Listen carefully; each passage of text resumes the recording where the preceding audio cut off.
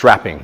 So trapping is the skill of controlling two arms with one arm. Simple as that. Now there are multiple different types of trap that we're going to go through. Bong sao trap, Phuc sao trap, Pak sao trap. We'll just go through those three basics, but as you train and develop, you'll find more different traps and breaks and latches will come out in your Chi Sao practice. But we're just going to look at the first basic three. So the first one is what's called the Bong sao trap. Now the actual movement itself from Chi Sao is, you're in Tan sao, Phuc sao position, and then as you step forward, with the Bong sao, you use the Bong sao arm to trap both of the opponent's arms, which looks like this. From here, I trap, So you'll see the Bong sao crosses over the center so that my elbow's approximately in line with his shoulder and my wrist is approximately in line with his other armpit to trap both arms. Now, as those both arms are trapped, it frees this hand to hit, right? So it's a very simple trap. Now, how does that relate to combat? Well, you're training the principle of controlling both arms with one arm. My one arm, my right arm, is trapping both arms for a moment for me to hit. So as I trap, bang, it opens up this hand so I can hit and strike. So you're getting used to that skill so that you get used to, okay, I want to control both arms to hit, both arms to hit. And you get used to, okay, I want to stop both of his potential attacks with one arm so I can hit with the other. It just gives you an advantage. That advantage isn't going to stay there for long in a combat situation, but it does give you an opportunity to attack. So let's go into the mechanics a little. What's happening here?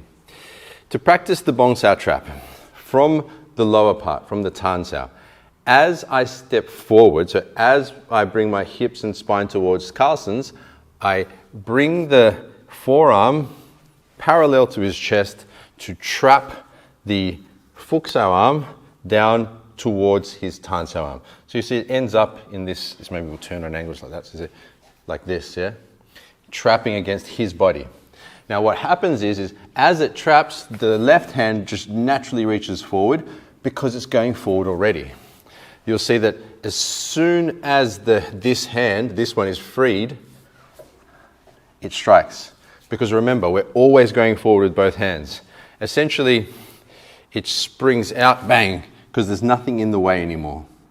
My favorite application with striking for real self-defense, of course not for competitions, is like a Chit Sao strike to the throat. This robust part of the wrist being driven through the throat. And that's once again, pure self-defense. If your life is on the line, someone's trying to kill you and you have to save your family kind of stuff, right?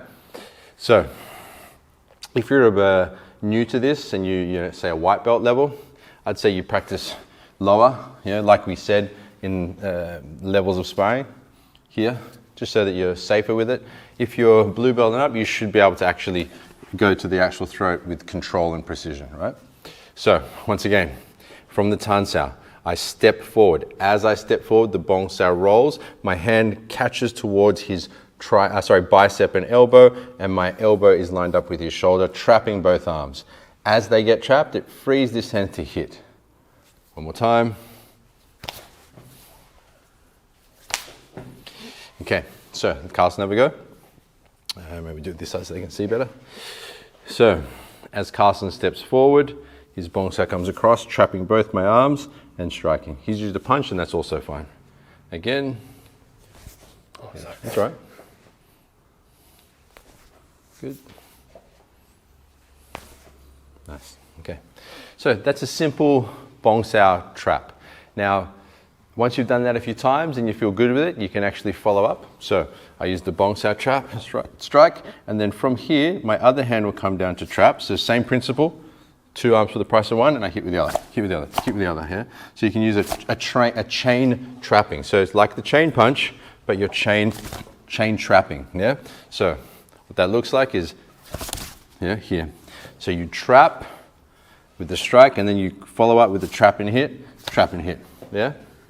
So that's a follow-up to the technique. And you're just using that principle of two for the price of one.